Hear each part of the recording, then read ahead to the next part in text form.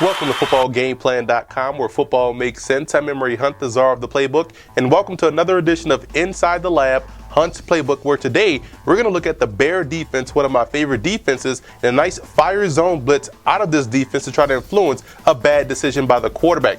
Show you what we have right here, your Bear front. And what is a Bear front? You look at what we have here. You're going to have both guards covered with three techniques. You have your nose tackle playing a 0. You have your stud backer, which is an outside linebacker, playing an 8 technique. Another outside linebacker is your buck backer. He's playing in a 7. The defensive end on the weak side is playing a 7. You have your Mike backer, which is essentially a strong safety type player. He's playing on the strong side. You have your weak side backer, a free safety that's faking a cover 3 look, but he's really playing cover 1, and his job to be that alley defender versus the running game. Cornerbacks are playing inside technique, trying to use the sideline as their friend, getting these guys go here, there, so they can wall off the wide receiver and making the decision tougher making the throw tougher for the quarterback. Now, what we're going to do, we're going to send a lot of pressure coming A gap and weak side, try to force a quick throw strong side where we have guys dropping back into zones. Now, what we're having here, your stud backer is going to drop back into that zone area right there. You're going to have this buck backer straight get pressure. He's coming off the edge, crossing the face, trying to get that outside arc of the offensive tackle to force him to widen out, creating a space so that way he opens up the hole for the Mike backer that's going to come in through the A gap.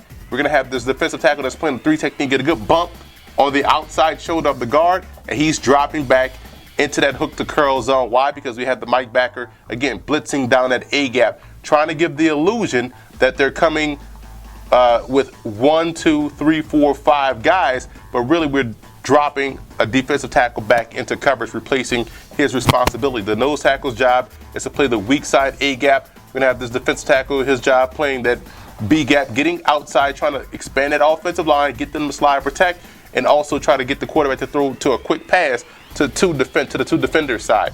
Defensive end is playing outside contain.